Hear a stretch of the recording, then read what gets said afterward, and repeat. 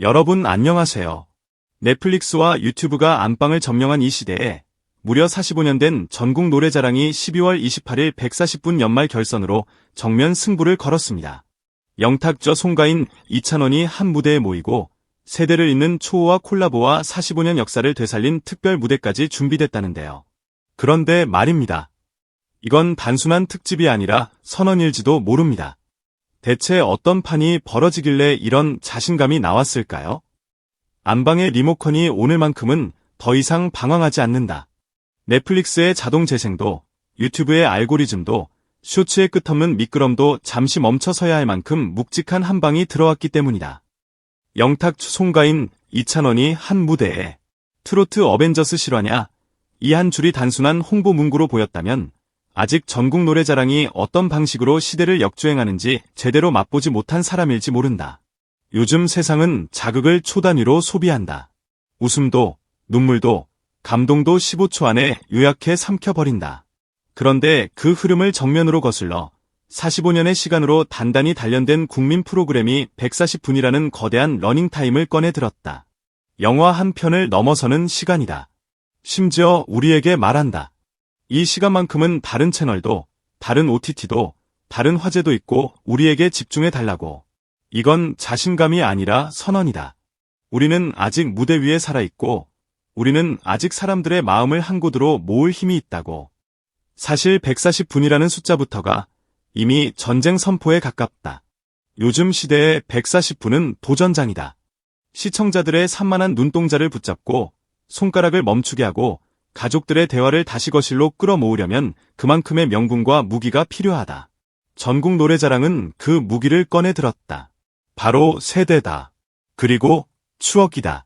그리고 무엇보다 현재다.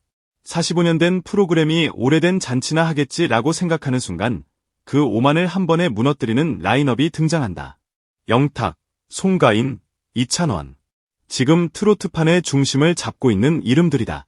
무대에 이름이 올라가는 순간 팬덤의 심장 박동이 동시에 뛰는 사람들이다. 그런데 이들이 각자 한 곡 부르고 퇴장하는 간판쇼가 아니다. 더 놀라운 건 그 뒤에 줄줄이 서 있는 관록의 대가들이다. 김성환, 진성, 김용임, 유진아. 세월이 지나도 노래가 깊어지는 사람들, 노래 한 소절에 인생의 주름과 웃음이 함께 묻어나는 사람들. 세대의 양끝이 한 무대 위에서 만나면 어떤 일이 벌어질까? 단순한 콜라보가 아니다. 그건 거대한 화합의 장이고 트로트라는 이름 아래 세대가 합쳐지는 순간의 폭발이다. 여기서 많은 사람들이 착각한다. 올스타전을 만들려면 인기순으로 줄을 세우면 된다고. 하지만 이번 무대는 인기순이 아니라 시대를 한 줄로 묶는 구성이다. 팬덤이 다르고 노래의 결이 다르고 무대의 표정이 다른 사람들을 한자리에 세우는 순간 시청자는 단순한 쇼를 보는 것이 아니라 하나의 거대한 이야기 속으로 들어가게 된다. 전국 노래자랑이 노리는 건 바로 이거다. 단일 프로그램이 아니라 유니버스.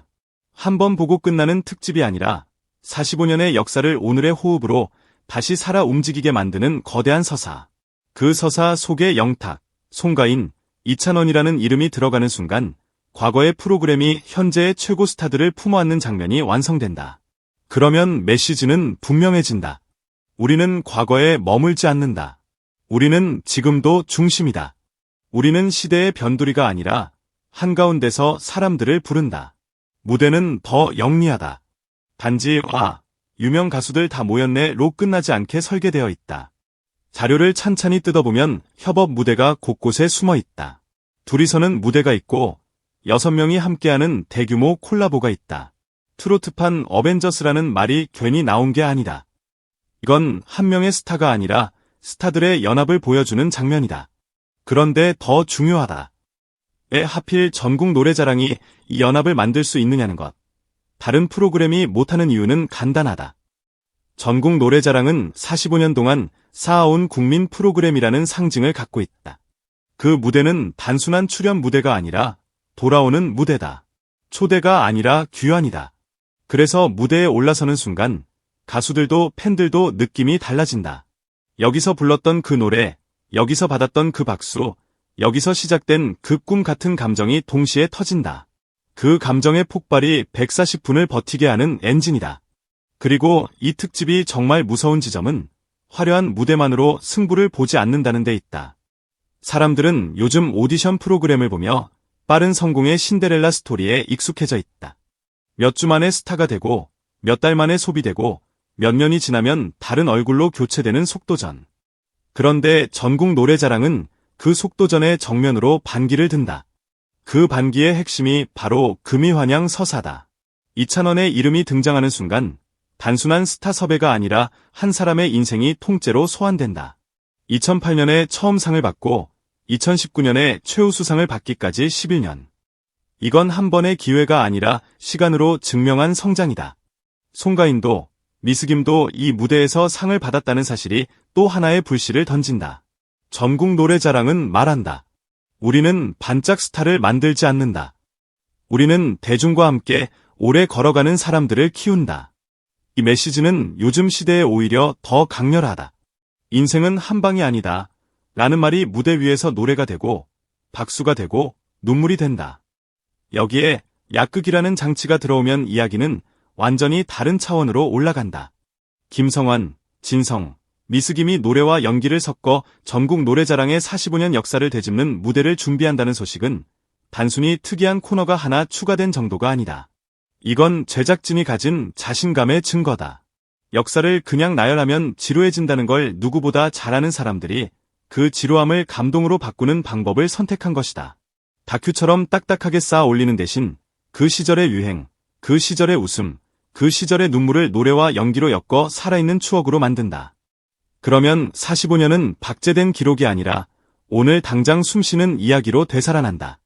시청자는 정보를 받아들이는 게 아니라 자기 인생의 일부를 다시 만난다.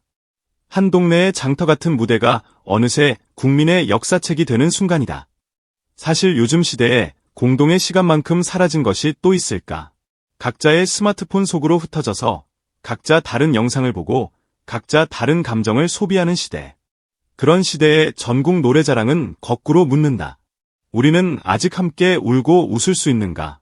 우리는 아직 한 무대 앞에서 마음을 모을 수 있는가? 140분 특집은 그 질문에 대한 대답이기도 하다. 가능하다라고. 그것도 억지로가 아니라 사람들이 스스로 리모컨을 내려놓게 만드는 방식으로.